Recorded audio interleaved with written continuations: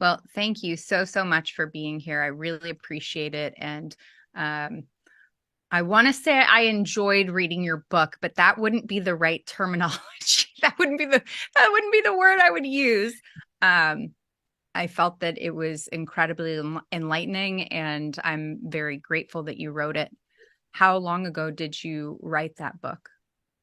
Thank you, Ashley. Yeah, so thanks for mentioning the book right away. Yeah, so it's my, memoir, Mhm. and it's called Quest for Love, Memoir of a Child Sex Slave. And I started writing it really in 2004 Mhm. and 2005. I was working on these issues back then. I had memories while writing the book.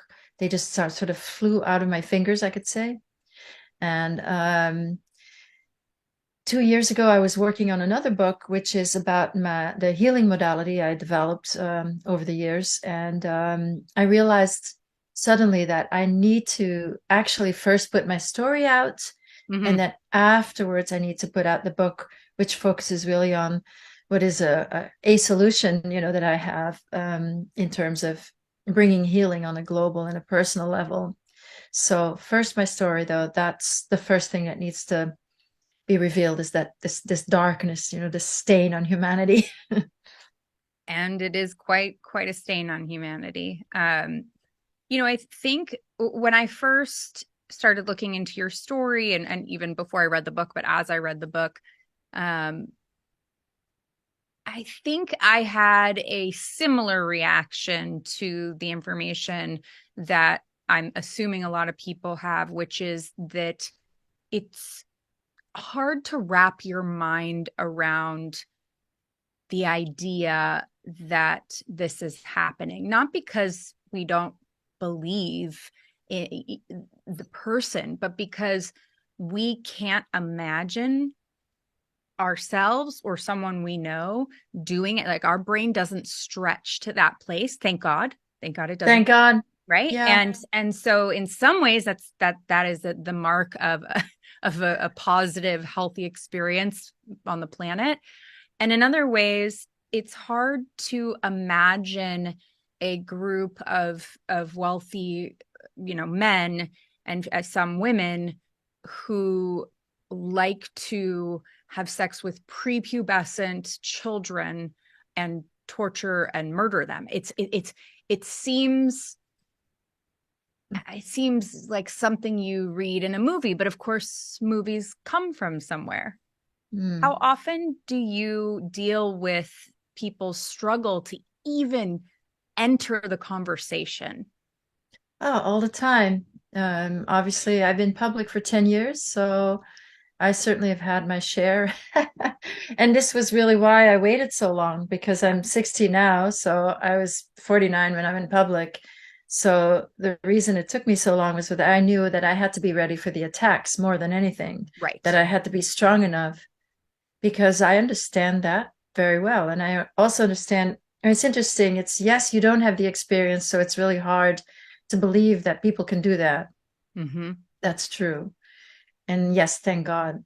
On the other hand, there is something in our consciousness, in our united consciousness, that it is happening in the world. And why can't we see it? It's not just because it's so well hidden, but it's also hidden in our own consciousness. Mm-hmm. That's to say that our own darkest shadows are related to this as well. And I think that's really where it goes. Yeah. Yeah. That's I'm going to start at the beginning, but I do want to touch on the fact that there's a narrative in the story about this perpetrator that you have this love affair with, and you are 11, 10, 11, and he's, I believe, in his 20s. And interesting how many people saw you together, and you describe all these places that you're together. And of course, there's a backstory, but it sounds like it's a weak backstory that people could have poked holes in relatively easily. But I had that thought of what are we choosing not to see? How much are we paying attention? When we see things that don't add up, and where's our brain filling in the gaps to make it make sense? Absolutely. And that was the perpetrator, of course, that's mostly described in the book, which Mm-hmm. was a young gangster. He was 20 when I met him when I was 10. Had been in a network for 4 years back then. Yeah. But before that, I was brought to the United States by a perpetrator who took me shopping on Madison Avenue. Right. Right. And And there too, nobody, just because of the sheer power of this person, nobody would ever question him. Maybe now, post Jeffrey Epstein, I guess, maybe now people would ask questions. I don't know, because when people have that much power, people around them tend to ask very few questions anyway. yeah. Yeah. Yeah, it's I think we must all be guilty of some form of it. I think it's almost like looking at our unconscious bias. This where do we turn a blind eye, and how much can we change? And that's why these conversations are really important, so that we can have new information and fill stop filling in those gaps. I think that with information, because we're really filling it in with something that makes sense to us, not what makes sense in reality, right? Not we're not able to stretch to the story that's real because we can't imagine it. And I think that has to do with us not being psychopaths. Yeah, right. I mean, that actually, that I had a therapist once say to me exactly that. If you could understand, then you would be like them. And you can't understand because you're not like them. And that's a good thing. Yeah. Yeah, and a part of that narcissism, that extreme narcissism is about getting away with things. Mm-hmm. That's what kind of the thrill of power is, to be able to get away with things in front of people. So that was a lot of the Mm-hmm. game. That Mm-hmm. remains a lot of the game. And then, of course, that we could never begin to imagine what is Mm-hmm. done behind closed doors and how systemic it is, how the whole power structure is influenced by those psychopaths, Yeah. Yeah. and that everyone has these invitations to be greedy, has these invitations to, abuse power as soon as you have it. Everyone, and then when you get into steep power structures, you do get this same kind of um, being b- belonging means Right. shutting up about things that are happening, and often relating to sexual abuse. And it is when we say corruption, well, it does work on blackmail. Mm-hmm. Oh yeah.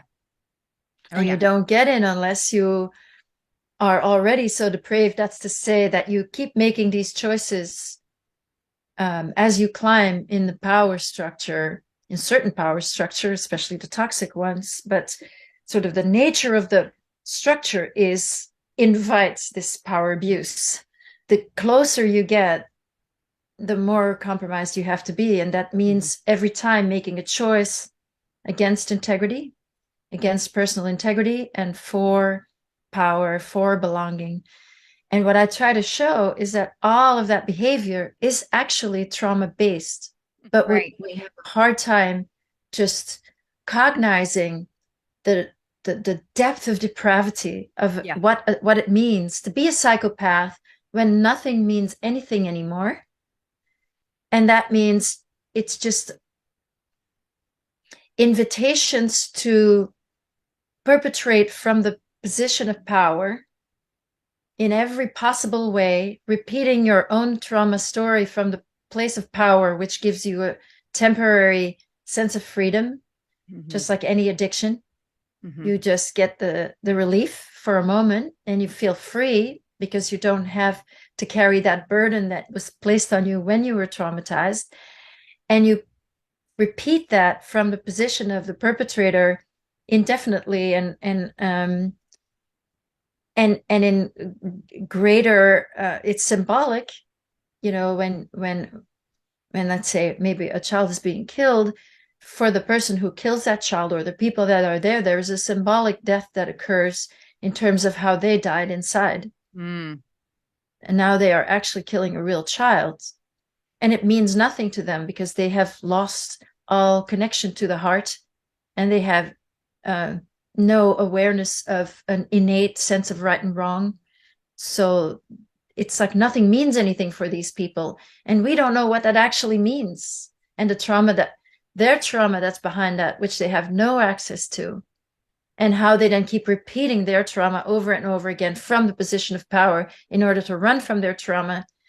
If you read the book and you understand how compromised these people like what they need to do to get to where they're part of this, and that they're so compromised, there's no turning back from that. So That's right. so even if they wanted to have Yeah. some sort Mm-hmm. of different experience, Mm-hmm. they're not gonna turn back from that. And so Mm-hmm. it leads to a systemic response if other people are joining. I want to get into, so one of the things that I think a lot of us picture, right, is you have the runaway who gets abducted or picked up and brought into sex slavery, sold either internationally or inner city, what have you. Mm-hmm. It is hard uh, to imagine, as a mother, your mom decided she wanted to sell you into this pedophile ring. It couldn't have just been for money. No, we were not poor. Right. Yeah. So what, when you look back, how, I mean, you don't make sense of it all and you don't need to, but how do you think about how she would have come to that decision? Well, it wasn't a very conscious decision, that's for sure, but it Mm, was rather that she was probably targeted. And I know I was targeted through her right. because of her mental health condition, which was never diagnosed, but I say she's a psychopath. Mm, right. Well, Um, I mean, that yeah. she meets criteria. And the female expression of that is often a woman who's extremely fawning to all men. Mm, So she was very flirtatious, always sort of like a little girl, but a sexualized little girl. That's how mhm, she acted to men everywhere. And she would let herself get humiliated by men. mm, And then whatever was on the other end of that, there was this incredible sense of revenge mhm. that she had power over me, and then I was really her only victim. Because your brother So wasn't. my brother was not definitely not sold into the network, but my brother is my half brother, and my stepfather was kind of looking out for him, Mm, but he was not looking out for me. So I think that she was targeted, my stepfather as well, who's not often home and also extremely, very much in denial and really wanting to belong to that powerful group. But my parents were actually never themselves in the network. I think my mother would have wanted to be. See, for my mother, they were both climbers, my stepfather and my mother. They both came from poor working class backgrounds in Europe right after my stepfather was born before the war, or they were both born before the Second World War. My stepfather fought in it. My mother was a child in it when there was starvation in the town. mm, The war did a lot of damage mhm. in Europe, and that was palpable when I was growing up. That trauma that was never healed. There was no healing for it. There were no resources. You were considered crazy if you did any therapy. So my mother's what must be extensive sexual abuse, certainly, um, mixed with that war trauma, Mhm. and the love she certainly did not receive, in her family. Uh, yeah, she wasn't well. She was because she acted like a little child, like a little girl. I think that we were targeted when we Yeah. moved into that town, into that village, and then basically I first had pimps, and then my mother took over from those pimps. Mm. And she would drive you to these places where the network was having orgies or other type of parties, or Yeah. sound like some of them were just straight up almost brothels, and leave you there for sometimes for periods of time. Did you was any of that strange or surprising to you, or by that time were you so used to this? And how old were you when this started? Yeah. So just finishing about my mother and her climbing and my Mhm. stepfather's climbing. So they really wanted to belong to Mhm. these powerful people, which were aristocrats, politicians. So they really wanted to belong. And my mother very much wanted to belong into that club, but she was never really invited in, but she did get paid. But it wasn't for money, but she did get paid. Mhm. Um, and she did start abusing me from birth, and we were alone at first. And then after she was married, um, I was 4 when she was married, and then at 5, these pimps, this woman started cleaning our house. And a year later, so this woman actually and her husband, they would take me for weekends. They would groom me. They would take me with other children who were not their children. And then just around my 6th birthday, they took me for the first time to an orgy. And then sometime later, my mother took me herself. Mhm. Um, Now, surprising, let's say that it was very difficult to live with my mother because her projection was complete, you could say. That's whoever I am was, there was no space for any of it. Mm. So with my mother, it was complete lie. I had to be this weak, bland, ugly little girl, and then I was good, or I had to be evil and powerful, and then I was bad. And there was nothing of me there. Now, in the network, as horrible as it was, sometimes there were little reflections from perpetrators that I could find myself. Let's say that I had a reflection, which, I guess children need these reflections for their emotional development. So that was more positive sometimes, not always, in the network than with my mother. It was very hard to be around her. So I was a different, had a different personality that came out for the network, sexualized, of course, and Mhm. uh, that was most of the time a little bit more comfortable in spite of the rapes. I mean, the rapes were there, and there were horrific things happening, absolutely. But then there was also being seen, being found Mhm. pretty, being seen as intelligent, or whatever it was that was being mirrored, Yep. that I also needed. Yep. Yep. That you weren't getting met. So in some ways it was more validating in a weird way than being at home. Yeah. When did you first realize that children were being murdered, or when did you first witness that? The first time I was taken, I spoke out. So I was humiliated in some horrific. It was really, I've spoken about it before. It was in a castle, and it was very confusing because people were dressed like hippies, Hmm. but these were aristocrats that were having a costumed ball, and they were dressed as hippies, and so they were experimenting with all the drugs, and but there were waiters with silver platters with drugs on them Mm-hmm. going around. So not really a hippie situation there. It was formal, and yet everybody was completely high. LSD, I'm sure, joints, but everything, people were very, very out of it. But I was abused on a stage in a sick S&M thing. But most people were so out of it, they barely even noticed, even though it was extreme. But for me, I went to a place where I felt that if I didn't do something now, I would die inside.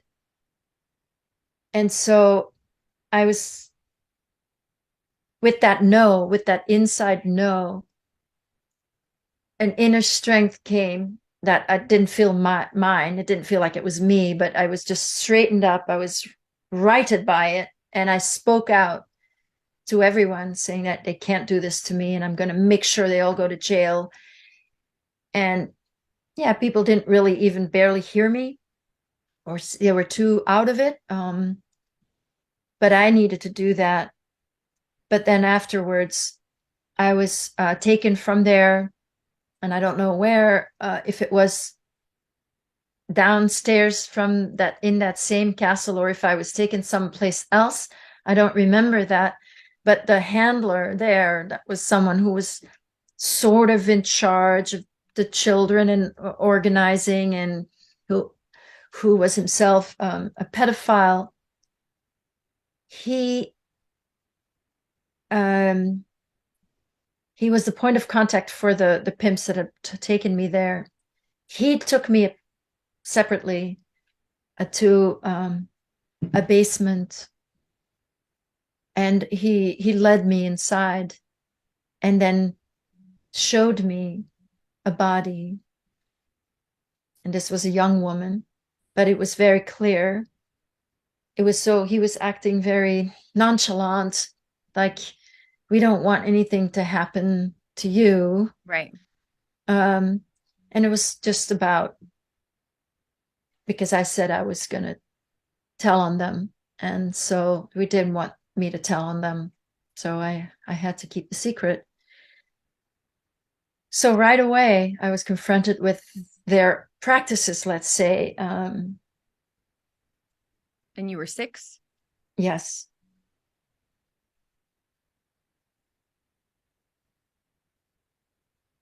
It's I have 2 6-year-olds. It's, just really unimaginable. When you realized that your life was in danger, did you start to act differently? Well, I was already very traumatized. Right. Yes. And the truth is that the first 3 years of my life, even though I was being traumatized by my mother, abused by my mother, I also had a caretaker who was very loving, Mm. which was in Brussels. So I had a mother, let's say, the first 3 years. So after my mother got married and we moved to Flanders, I got very sad. Yeah. And again, no reflection anywhere. I had that reflection from that wonderful lady. Um, and then I didn't. And then there was nothing. Or there were people that were nice here and there, but I didn't really have that one person that I could trust. So I was already very sad and careful also. I had been groomed by those pimps also. And after that threat, I still wanted to tell. Hmm. And I tried. I had threatened to tell my stepfather because he was the mayor of our little town. And I thought, well, I can tell my mother. But I also, it's not like I had any words to describe even what happened. There was no vocabulary as a 6-year-old, or I wouldn't have considered that this vocabulary that existed, which I didn't know, would have applied to me anyway. It's just all so Right. incredibly strange. But I did tell my mother that bad things had happened. And then she took over. Ah, from the handlers. from my pimps. She became my own pimp and then started. She actually got a car. She didn't have a car before. She didn't have a Mhm. driver's license. She didn't know how to drive. She got her driver's license without having to take a driver's test because my father's stepfather was the mayor. And so she was very proud that she could do that. So she couldn't drive. And she got a very small car. It was the only automatic car available in Belgium at the time. It was a Dutch car, Dutch make named DAF, DAF, a daffodil. And then she she was a dangerous driver. She never learned how to drive. But, she used that to drive me. What were the people like in the network? Obviously they had power. Uh, Many people are going to picture monsters, right? That's what you can imagine, but they were all people ultimately. And were they all single? Were they all white? Did they have children, wives? Like what are the people who participate in this look like? Well, I think energetically, I would say all of them are quite cold and arrogant. Mm. That would be the main thing that sets them apart.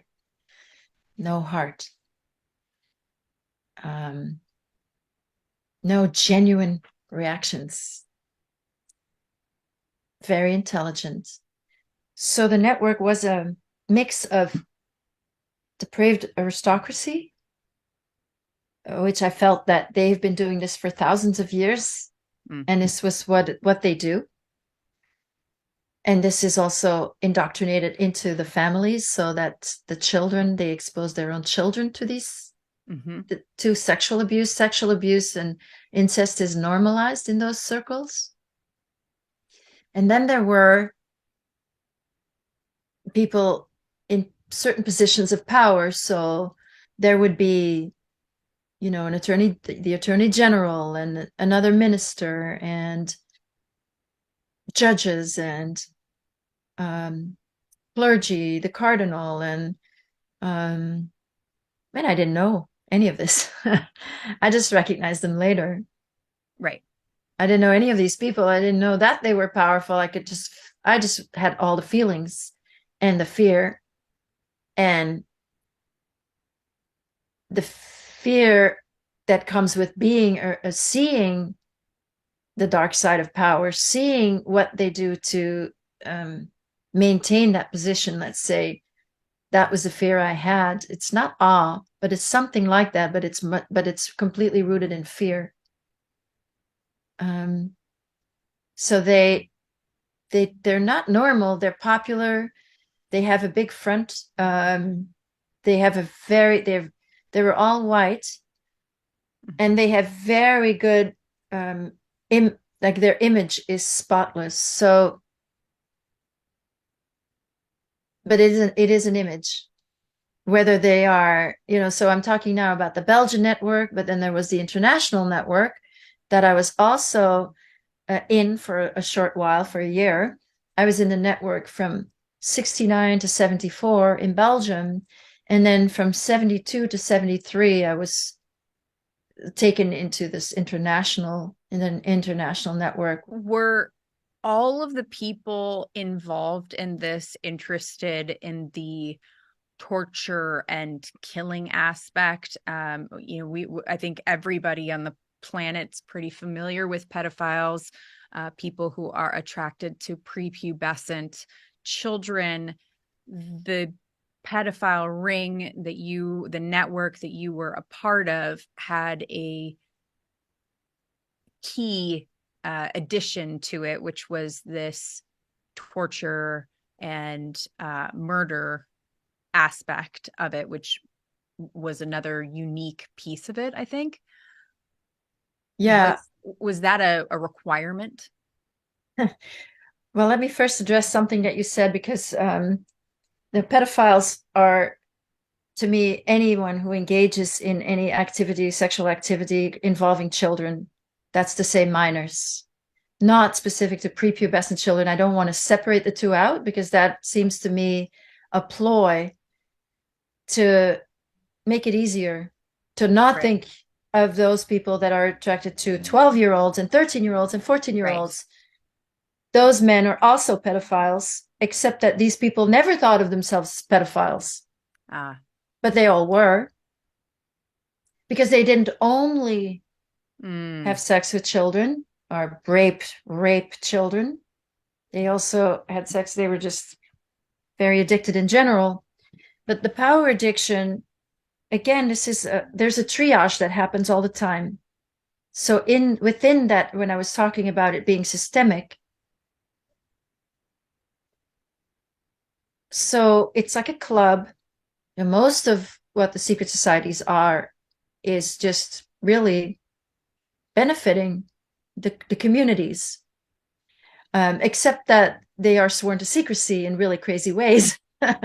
And the purpose of that, the reason for that secrecy really is only revealed at the top levels, which is always only by invitation. That's to say there's always a triage going on.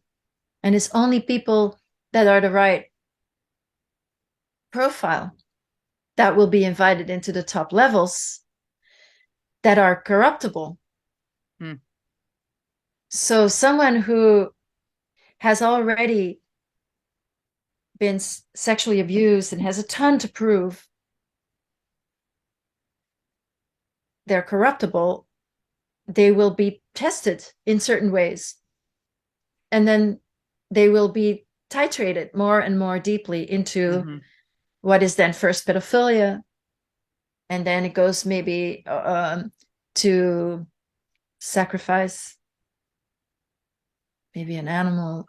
But these people are profiled.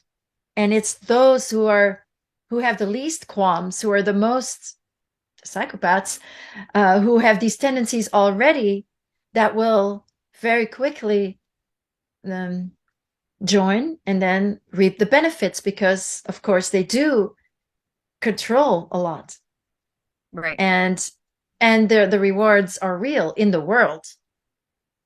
Now, spiritually, that's a whole other matter, but in the world, the benefits are there. So to have integrity and to say no when you're confronted with a child, then you're out. They may not be pedophiles, but at the very least, somebody who is in it is going to have to, at some point, witness Mm. Mm. a human sacrifice. Is that so when we talk about human sacrifice, there's several instances in your book, some of which want the details of that can go and read the book.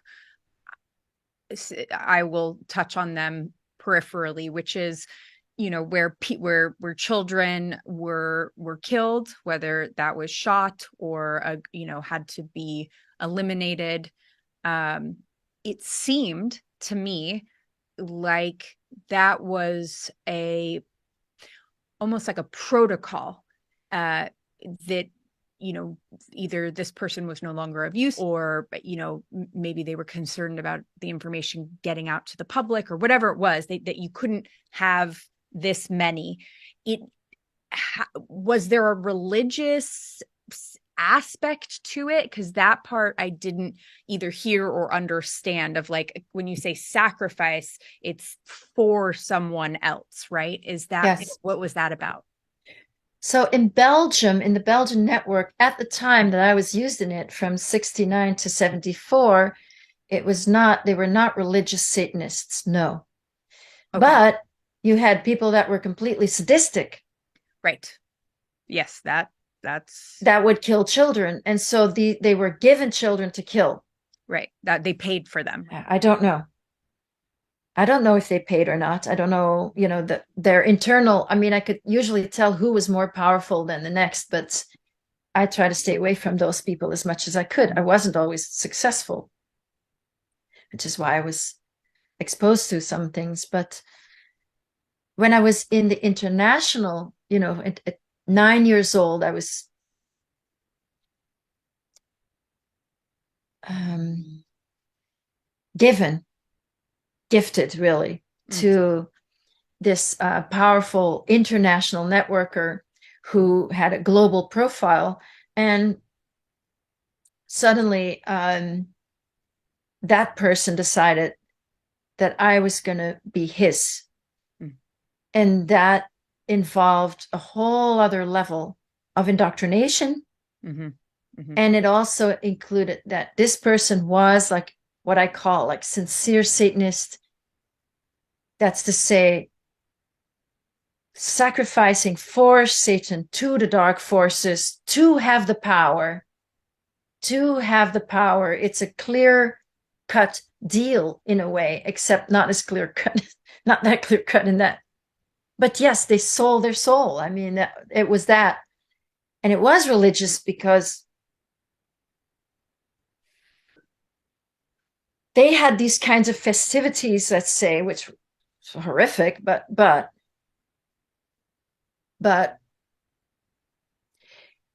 I've read a book about Dionysian orgies, and it was like that. In Tell us about that. I'm familiar. So the Dionysian orgies in ancient Greek time, Mm-hmm. I believe that humans were sacrificed as well, but it's these crazy orgies that go on for days. Mm, And so people went completely wild.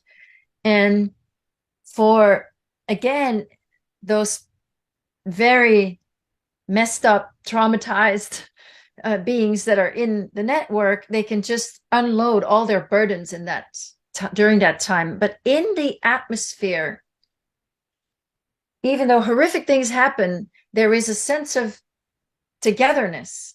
Even as camaraderie.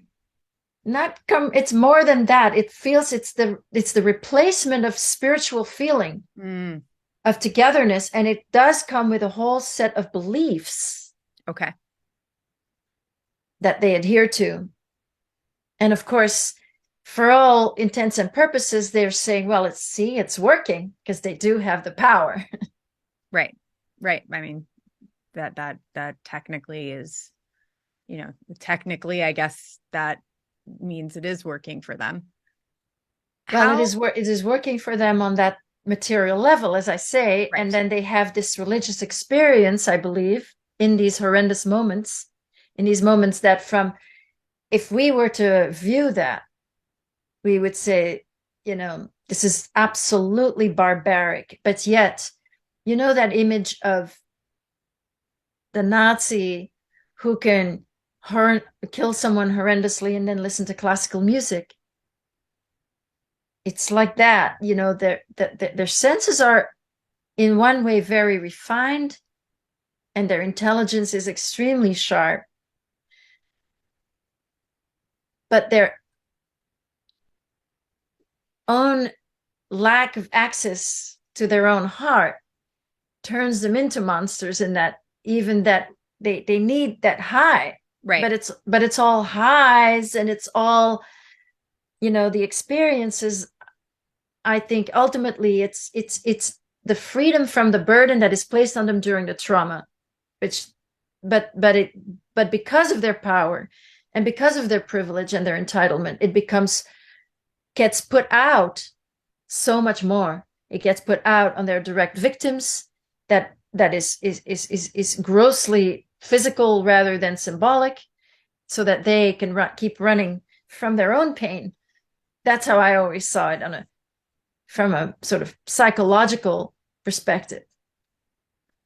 Do you think that they did things and kept things so unbelievable that even if people spoke out, that they were going to be mocked? Because you hear about the Illuminati, and you hear, these are things that are in everyday parlance would be called conspiracy theories, right? And so in many ways, they do things that make it easy for someone coming out and talking about it to say, well, I mean, she's obviously believes XYZ.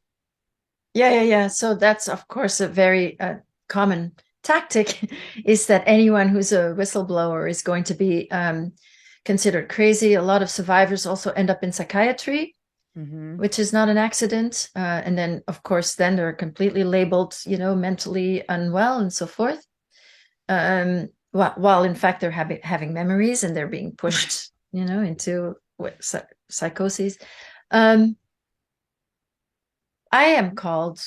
Um, I don't think you can call me a conspiracy theorist because I'm not a theorist. I'm speaking of my experience, but I have been called crazy. I have been called a liar and so forth. But when I was young, there was so little of this out. Mm-hmm.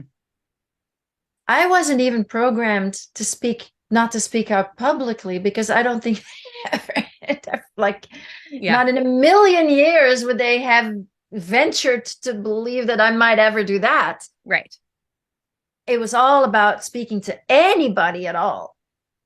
And the threats were all on the my personal level, and my indoctrination and my abuse was all about making sure I would not speak, that I would not speak to anyone. And the threat was if I ever spoke to anyone, they would always find out. It would always get back to them.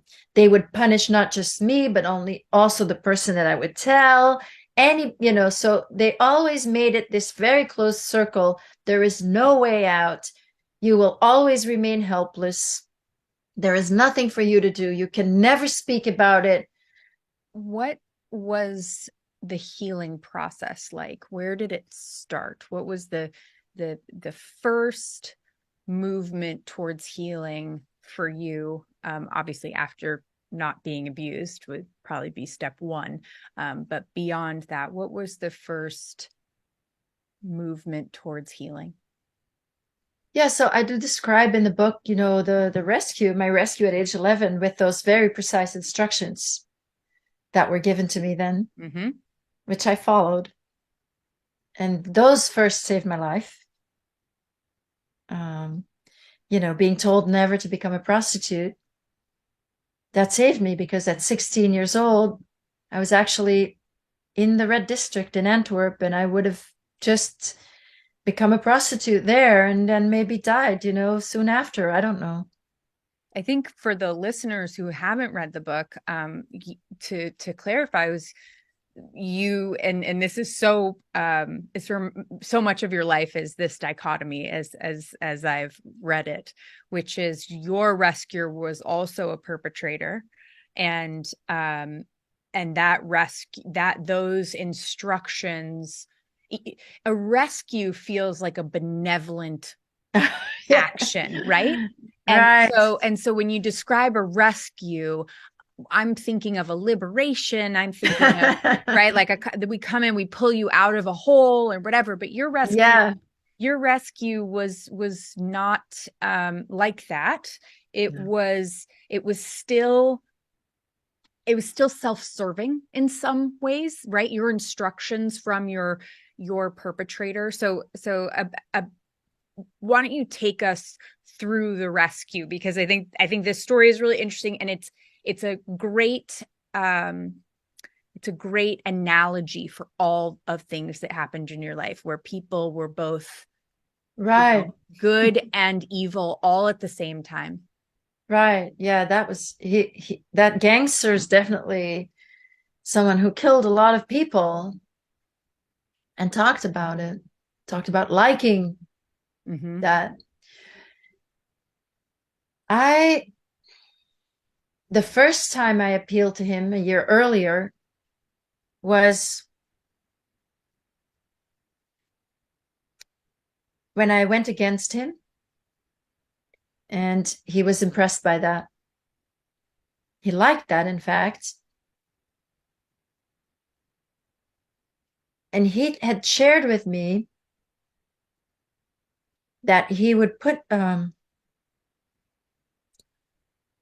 he was killing people, that he would put a gun to their heads because he said it puts you in touch with the truth of that person. They reveal their truth. And then when he had them in that situation, he started, showing his disgust, but basically would be someone trying to survive, their weakness in that moment of what he calls then betraying their friends. Mm. And then he would shoot them. And then he would feel this peace, this quiet afterwards that, and then he eventually told me his own trauma Mm. as a boy, Right. His father, right? which had his father put a gun to his head, treat him as that traitor, except it was completely convoluted because it wasn't that situation. It wasn't the truth. It was that father's insanity Mm-hmm. who felt betrayed by his son when he found him in bed with his wife. So he felt the son who he was raping was betraying him rather than that the wife was, I mean, so crazy. So that trauma, that was his trauma. And he repeated that his whole life. And he killed people from that place of that boy feeling so ashamed and such a Mm-hmm. traitor in that moment where there was no redemption for that boy. But he liked my strength. And he liked that I went against him. And in the end, I was going to be killed because of him, because he had dropped me. Mm-hmm. And when that started, and when I was being tortured in front of him by someone else, but he was there to see it, when that began, he laughed and I defied him. And once again, I had the strength that came, doesn't feel like me. Mm-hmm. It just came from the depths and it felt like a spiritual strength. And I thought, like, I don't need you. That no, there was again this no. And that completely confused him because there again, he's confronted with what he felt was his weakness Mm-hmm. and he is seeing this strength. And I think when people see that strength in someone, it gives them hope. Mm. So he set out to rescue me and he went. And then while I was being tortured, he went, negotiated for my life to get me out, which was something that eventually did cost him his life. Mm. It was a good deed. It was selfless in that moment. It cost him his life. And when he took me home with those instructions, and he told me his whole story that I was able to piece together then later on, I feel that symbolically he gave me his story and his innocent child self to be redeemed because I had that strength, that spiritual strength that he Mm-hmm. felt he lacked. So he was selfless in that moment, and maybe the only moment in his life that he was selfless, but it was selfless. And his instructions to you, will you take us through those? Yeah, sure. So it was never become a prostitute, never Mm-hmm. sleep with anyone for money, um, never buy drugs. You can take them, but only if they're given to you, and you can never do anything to get them.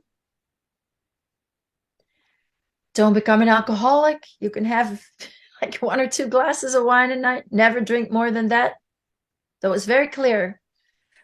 Um, he said I should forget everything, forget him, and never speak of the network, never do it. I should marry.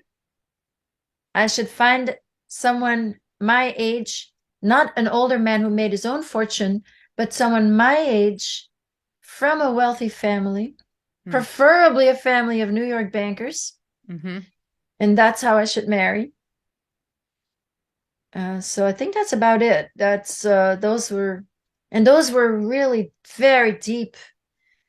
These instructions did become my parent and eventually put me in a situation long before the marriage, but I did end up marrying that profile of that man.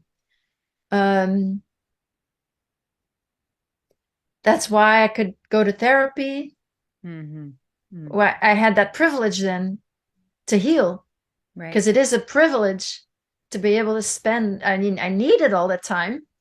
I really felt like I needed a lot more time because it's so heavy, so hard to care to feel that all the repressed emotions of all that horror, all that pain, that grief. Oh, the horror, this the grief for the other children, Yeah. the grief for all the pain that was dumped on me, that I was also everything, feeling all that pain. Oh, once I started opening that box, oh boy. Now, there were always these points of light to keep me going. There was always some awareness. The integration process is beautiful and magical. And so I felt myself change and transform and grow. And that was definitely worth it. But it certainly was just hanging by a bare thread in terms of the progress many times, whereas the overwhelm of the darkness was very, very heavy to bear. But I could do it because of these instructions ultimately. And I started remembering things in the 80s. I had flashbacks in the 80s. I had really no context for any of it. I had suicide programming as well. So it wasn't really settling. And then I really didn't have a therapist for a long time, that I was in therapy, but I didn't really have a therapist who could handle it. That was going to be my next question was how do you for that exact reason like how do you find clinicians? Do you have to find specialty clinicians to manage the healing? The more specialty they had, the worse they were. That was my experience. Interesting. The more they were expert in dealing with sexual abuse, the worse they were, because the more their ego was involved and the Mm-hmm. more they needed to be needed and the more they needed me to be their little, you know, Wow. Yeah. victim client. No, I found someone who was open. That was really, and who was all I needed, was someone who was going to be there for me, with me. In the beginning, it was really important that she was not going to write a book, that Mm-hmm. my story was not going to be in any kind of book, that she was going to like get the credit. um, no, my therapist has 10 years of being with therapists who couldn't really hold it, Yeah. couldn't handle it. And then some that projected onto me, others that it just was clear that there was this invisible wall where we could not thread. Others that just told me they didn't believe me. That's what they said. I just don't believe what you're saying. Yeah. What did that feel like to not be believed? Well, at that point, I knew. So I thought that's a really bad therapist. Well, there, yeah, there you go. There you go. um, but but yeah, no, in many ways, there was always this guilt complex that came back, that it's at the end of the day, everything has to be my fault. And at the end of the day, I'm too much. It's my problem. That was always the message. The people that with the invisible wall was in a way the hardest, because I didn't even try to say anything. Mm, But I knew I couldn't go there. That was there, this unspoken contract, in our dynamic. She was going to help with the sexual abuse, the incest, but not with the mother, and not not with right. Right. There anything more were severe. rules. Yeah. And they had to remain unspoken. And that was hard. That was very hard, because it left me, I knew there was more, Mm-hmm. but I thought it was my problem. And that's originally, it's always my problem. Yeah. Right. Right. Right. You kind of back to square one with that. What kind of therapies did you do? Did you, obviously the talk therapy was a part. Did you do any other? Did you do EMDR? Have you tried any novel approaches that work, or are you seeing novel approaches work? Yeah, so for me, it was never the the approach or the system. It was always the person. Mm-hmm. And so I ended up, so what worked for me was when a person was fully present with me, Mm-hmm. when they were open, and it didn't matter what they did. So yeah, most of it was psychotherapy. I had some hypnotherapy as well, to help me, that was together with a therapist who wanted me to help uncover instances of sexual trauma. So, but she was the one who was not open to the ritual or any kind of the organized abuse. So I ended up remembering things that were connected to the organized abuse, but not itself, the Right. organized Okay. abuse, like the pimp who had also raped me. And then something that was a little bit on the side of it. It was not, there was a rape that was not really directly these three boys. It was not direct, it was Yeah. connected to the network, but it was Right. not in the network. So I remember that. Right. And I remembered the pimp. And then I remembered another instance of incest at first. And that was through the hypnotherapy. And it was very professionally done. It was very well, guided.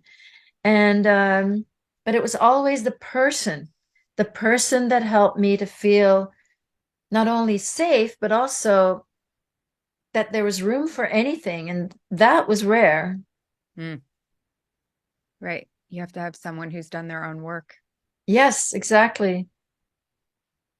And my therapist, who became like the second mother, who was that person who had no knowledge of any of this, had never heard of it, but she was open. And so that's where I had most of the the most difficult, let's say, the first memories of these horrors. And she could hold it. And I was going every day by then, Yeah. Yeah. and also going to yoga. So I did it. So I had to always deal with. So I had this good therapist, but I had her only for 8 years. And then I had yoga. Well, forget about how yoga's taught. That was really unhelpful. Most of the time I was like, don't touch, Yeah. or whatever it was not working in terms of the way that it was taught. So when I started going into the prisons to teach yoga there and have this and when I was creating that organization that I ended up going into the prisons with, it was really important that I was not going to do what was done to me. Mm-hmm. So I started to develop what is really the unconditional model, is a way to be as a provider so that you can be that person that people feel safe with. And often a good-hearted person is already there, but there's ways in which we are taught to hold space that are often not helpful. And so Mm-hmm. it just addresses all of these ways, all of the ways in which you do the work on yourself, but it's in this context of changing the world, of changing the world by changing yourself. It was at the time, I wasn't really finding, like 2010, around then. I wasn't, Mm-hmm. I'd had a lot of healing. I did, you know, exactly. Yoga brought me back into my body. That's really what it did. So powerful in that way. But then again, so many obstacles in the way that I was taught. But I knew that it was helpful, and I wanted to share it in that way. So very soon after I started going into the jails, we went into jails, prisons, state prisons, federal prisons, all over New York. And soon after I had started teaching at Rikers Island, I started a group for sex trafficked women. Well, a lot of those women, and the reason I started that particular program was together with the Department of Health, in fact, was that the women were caught, they were picked up by the police, and then they were jailed. But they were they were only picked up because they were refusing to name their traffickers, really, or their pimps. So the Department of Health was saying that obviously they don't trust doctors, they don't trust most people. So I started a program with those women to help them get out of the system altogether, because most of them, there was not a single woman there that was just a sex worker because she wanted to do that. Right. They Right. were all abused as children. So many had started to be trafficked right from the foster system. Right. Right. And so they were all trafficking victims. And that was a very powerful group. And we were not doing physical yoga. We just met as a group, and it was just, you know, and so the healing that happened there was so beautiful and powerful, and people did feel strengthened to speak out and got into programs where they were protected, because of course the reason they don't give these names is because they are going to be killed if they do, or they are going to be punished severely.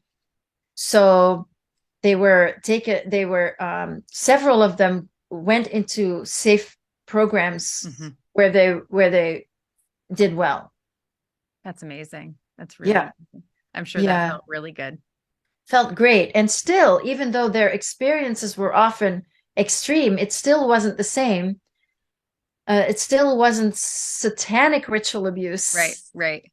It still wasn't on the level of, no, they were had been a lot of them had been in contact with murder and so forth, but it was still on a different, these the psychopaths, absolutely, but on that small scale level, not on the global Right.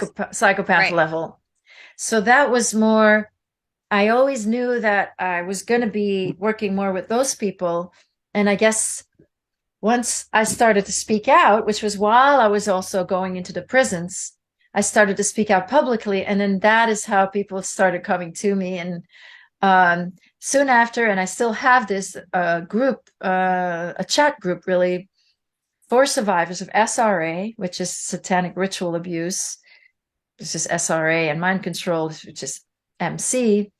Um, a private chat group, for example. I run that, and of course, I do a lot in that sphere now. And today, I'm not in the prisons anymore, and I'm actually working exclusively with survivors of well, most of the people that I see that I counsel are survivors of this. What are some of the resources out there for people who either have been through this and want to talk about it, or maybe are trying to get out and have no idea where to go, where to start, what to do? Well, to get out is absolutely very difficult, and it just is. But I have on my website, it's annekelucas.com, there is a resource page. So there's Perfect. quite a few resources right there. Mm, yeah. Perfect. Okay. We're going to link that in the show notes. And for people who are interested, where can they find your book? So my book is on Amazon, although it's best also to go to my website.